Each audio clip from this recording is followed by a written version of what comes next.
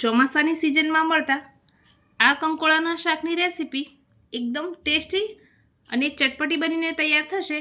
તો ચાલો એ tasty કંકોડાના શાકની recipe તમારી સાથે પણ શેર કરું. કંકોડા લીધા છે, એને આપણે હવે છોલી લેવાના છે. કંકોડાને આપણે છોલી લઈશું. બહુ જ છાલ નથી ઉતારવાની. આ રીતે ઉપરથી ખાલી કાંટા જેવો જે ભાગ છે એ જ આપણે છોલી લઈશું.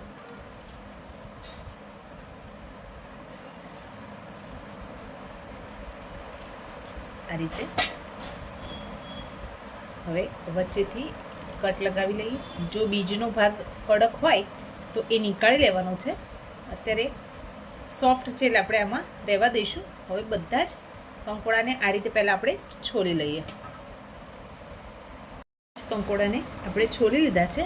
હવે વચ્ચેથી આ રીતેનો એક કટ લગાવી લઈએ અને આ રીતે લાંબી લાંબી સ્લાઇઝોમાં આપણે એને કટ કરી લઈશું.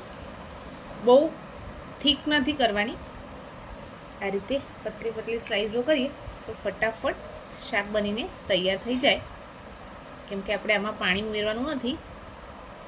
આ રીતે કટ કરી લેવાનું છે. એટલે બધા જ કંકોડાને આ રીતે કટ કરી લઈશું. આપણે કંકોડાને કટ કરીને રાખી દીધા છે. હવે ડુંગળી લઈ લઈશું અને ડુંગળીને પણ ઝીણી ઝીણી સમારીશું. મેં અહીંયા 2 નંગ ડુંગળી લીધી છે. તમે કેટલા વ્યક્તિઓ માટે બનાવો છો એ પ્રમાણે તમારે વધારે કે ઓછું કરવું હોય એ રીતે ડુંગળી ઉમેરવાની છે. અને જો ડુંગળી ના ખાતા હોય તો સ્કીપ પણ કરી શકો છો. આ કંકોડા ડુંગળી વગર પણ એકદમ ટેસ્ટી બનશે. અહીંયા મસાલા માટે આપણે આ રીતે 5 થી 6 કળી લસણની લીધી છે. તમે જે પ્રમાણે તીખું ખાતા હોય એ પ્રમાણે આપણે લાલ મરચું પાવડર આમાં ઉમેરી દઈશું. મેં અહીંયા નાની 1/2 ચમચી જેટલું મરચું ઉમેર્યું છે. સ્વાદ પ્રમાણે આપણે એમાં મીઠું ઉમેરી દઈશું. હવે સરસ આને ખાંડી લેવાની છે.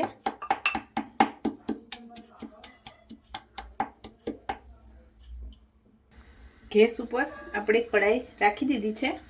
હવે આપણે એમાં વઘાર માટે તેલ ઉમેરીશું. તેલનું પ્રમાણ કોરા શાકમાં થોડું વધારે રાખવાનું છે, કેમ કે આપણે આમાં પાણી ઉમેરવાનું નથી. તેલ ગરમ થઈ જાય એટલે 1 નાની ચમચી જેટલું જીરું ઉમેરીશું.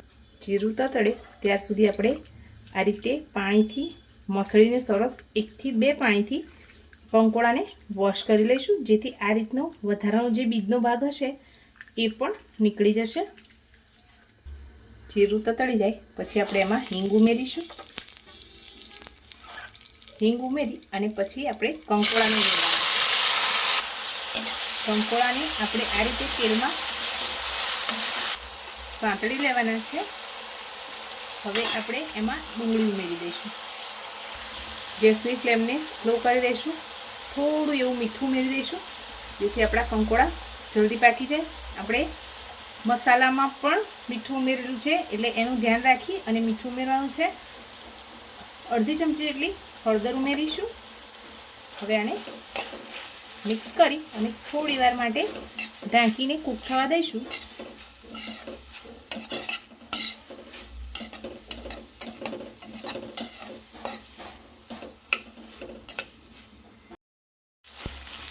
આપણે એકવાર કંકોડાને સરસ મિક્સ કરી લઈશું અને આ રીતે વચ્ચે એક જગ્યા કરી લઈશું. અને ત્યાં તેલ છે જ એટલે ઉમેરવાની જરૂર નથી. જો ઓછું તેલ હોય તો થોડું તેલ ઉમેરી અને આ લસણની ચટણીને વચ્ચે ઉમેરી દઈશું અને થોડું મિક્સ કરી લઈએ આ રીતે તેલ સાથે. બિલકુલ પણ કચાશ નહીં રહે લસણની, કેમ કે હજુ તો આપણે કંકોડાને ચડવા દેવાના છે.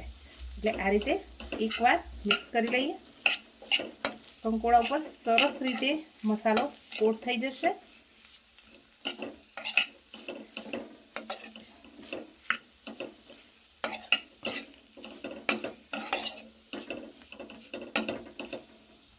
હવે આપણે આમાં લાસ્ટમાં ધાણા જીરું પાવડર 1 ચમચી ઉમેરી દઈએ. ફરી એકવાર બધું સરસ રીતે મિક્સ કરી લઈશું.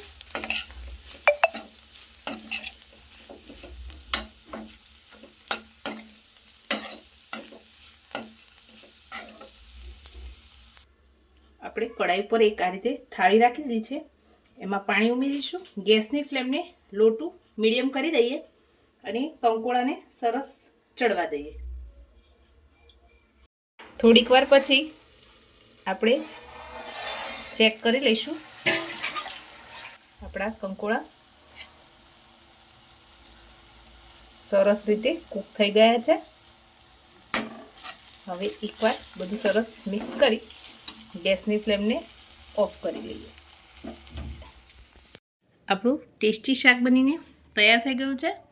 ફ્રેન્ડ્સ, તમને મારી રેસીપી ગમતી હોય ને તો મને કમેન્ટમાં જરૂરથી જણાવો અને નેક્સ્ટ રેસીપી શું બનાવી છે એ પણ કમેન્ટ કરજો. લાઈક કરજો, ફ્રેન્ડ સાથે શેર કરજો અને મારી ભાવનાની રસોઈ ચેનલને સબસ્ક્રાઈબ કરવાનું તો ભૂલતા જ નહીં. Thank you.